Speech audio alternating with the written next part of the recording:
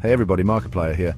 And let me tell you, have I got a treat for you today? We're diving headfirst into the incredible world of textures, and trust me, it's way more exciting than it sounds. We're talking about the stuff that brings your digital creations to life. The grit and the glam, the rough and the smooth. This is the foundation of making your art pop off the screen, whether it's a game environment that feels real enough to touch or a character so detailed you can practically see their pores. We're going to break down the different types of textures, from the basics to the how did they even do that stuff. So buckle up, because we're about to embark on a wild ride through the world of pixels and polygons, and by the end of this video you'll be a certified texture master.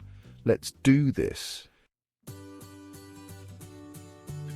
First up, we've got the diffuse texture. Think of this as the base coat of paint, the very essence of your material. It defines the color and basic pattern of your object, whether it's the rough bark of a tree or the smooth surface of a marble statue. Now, you might be thinking color, that's it, but hold on, because even though it seems simple, the diffuse texture is the bedrock upon which all other textures are built. Imagine trying to make a realistic brick wall without first laying down the distinct reddish-brown hue of the bricks themselves. It just wouldn't work, right? The diffuse texture sets the stage, giving the other textures something to work with, something to enhance and bring to life. It's like, you know, when you're drawing and you put down that first layer of color?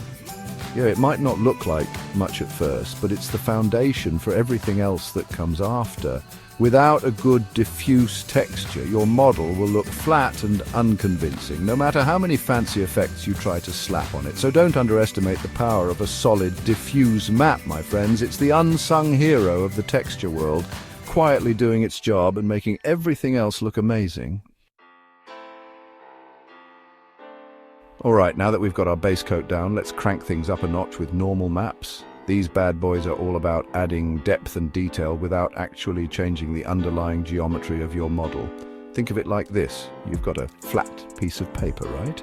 Now, if you want to make it look like a crumpled up ball, you could always just crumple it up for real. But what if you could create that illusion of depth and detail just by changing the way light interacts with the surface? That's exactly what normal maps do.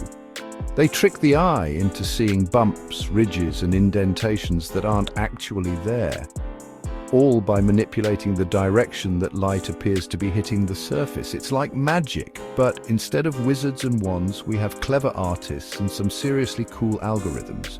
Normal maps are what allow us to create incredibly detailed game environments and character models without tanking the frame rate. Imagine having to render every single pebble on a cobblestone street individually.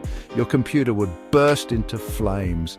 But with a normal map, we can create the illusion of all those tiny bumps and grooves without breaking a sweat. It's like turning a plain white wall into a hyper-realistic brick facade, complete with mortar lines and chipped paint, all without adding a single polygon to your scene. Now that's what I call efficiency. Alright folks, it's time to add some shine to our lives with specular maps. These bad boys are all about controlling how light reflects off a surface, making things look glossy, shiny, or downright dazzling. Think about the difference between a brand new car with a fresh coat of wax and a rusty old bucket. The car reflects light in a sharp, defined way, creating those satisfying highlights that make you want to run your hand over the paint job. Don't actually do that, you might scratch it. The bucket, on the other hand, reflects light in a much more diffuse, scattered way, making it look dull and uninteresting. That's where specular maps come in. They tell the computer which parts of your model should reflect light in a sharp, specular way and which parts should reflect it more diffusely. This allows us to create materials that range from highly polished metal to rough, matte surfaces, all with incredible realism. Want to make your character's eyes sparkle like 1,000 diamonds? Specular map. Need to give your spaceship hull that sleek, futuristic sheen? Specular map. It's like having a digital tube of polish that you can apply to any part of your model, instantly adding a touch of realism and visual interest. So go ahead, crank up that specular value and let your creations shine. Hold on to your hats, texture enthusiasts, because we're about to delve into the fascinating world of roughness maps. Now, we've already talked about how specular maps control the shininess of a surface, but roughness maps take things to a whole new level of realism. You see, in the real world, surfaces aren't just shiny or not shiny. There's a whole spectrum of roughness and smoothness that affects how light scatters and interacts with a material. Think about the difference between a freshly sanded piece of wood and a piece of sandpaper. The sanded wood is relatively smooth, so light reflects off of it in a more even, predictable way. But the sandpaper, with its rough, uneven surface, scatters light in all directions, making it appear more diffuse and less reflective. That's where roughness maps come in. They give us incredibly fine control over the micro-level detail of a surface, allowing us to create materials that look and feel incredibly realistic. Want to create the subtle sheen of silk or the rough texture of concrete? Roughness maps are your new best friend. It's like having a microscopic magnifying glass that lets you adjust the texture of your model at the pixel level, creating an astonishing level of detail and realism. So embrace the power of roughness maps and unlock a whole new world of textural possibilities. Get ready to unleash your inner Magus, because we're about to dive into the fascinating world of metalness maps. These magical textures are all about defining which parts of your model are metallic and which parts aren't. And let me tell you, they can make a world of difference in how your creations look. You see, metals interact with light in a very different way than non-metals. They tend to be more reflective, of course, but they also have this unique way of absorbing and scattering light that gives them their characteristic metallic sheen. Now, you could try to recreate this effect manually using a combination of specular and roughness maps, but that would be incredibly time-consuming and probably wouldn't look nearly as good. That's where metalness maps come in.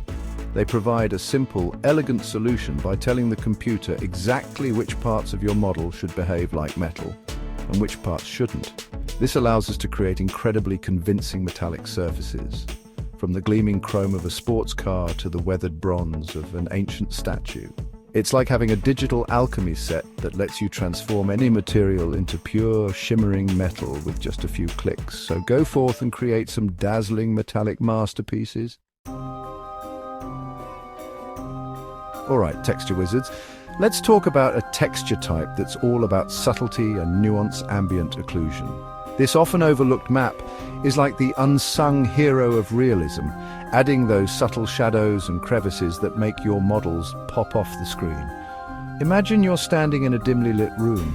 Notice how the shadows gather in the corners, under furniture, and anywhere light struggles to reach. That's ambient occlusion at work. In the 3D world, ambient occlusion maps simulate this effect by calculating how much ambient light can reach each part of a surface. Areas that are tucked away or surrounded by other objects receive less light, resulting in darker shadows that enhance the depth and realism of the scene. It might seem like a small thing, but trust me, the difference is noticeable. Ambient occlusion maps add a level of realism and depth that would be incredibly difficult to achieve otherwise. It's like adding a touch of realism to your digital creations, making them feel more grounded in the real world. So don't neglect the power of ambient occlusion. Embrace it. Get ready to light up your world with emissive maps. These powerful textures are all about making things glow, emit light, and generally stand out from the crowd. Imagine the neon signs of a bustling city at night, the pulsating lights of a spaceship control panel, or the eerie glow of a radioactive substance. These are all effects that can be achieved using emissive maps. Essentially, an emissive map tells the computer which parts of your model should emit their own light, independent of any external light sources. This allows us to create all sorts of cool effects, from subtle glows to blindingly bright lights. Want to make your character's eyes glow in the dark? Emissive map. Need to add some pulsating lights to your robot army? Emissive map. It's like having a digital paintbrush that lets you paint with light, adding a touch of magic and wonder to your creations. So go forth and illuminate your world with the power of emissive maps. And there you have it, folks. We've journeyed through the exciting world of texture types, from the humble diffuse map to the dazzling emissive map.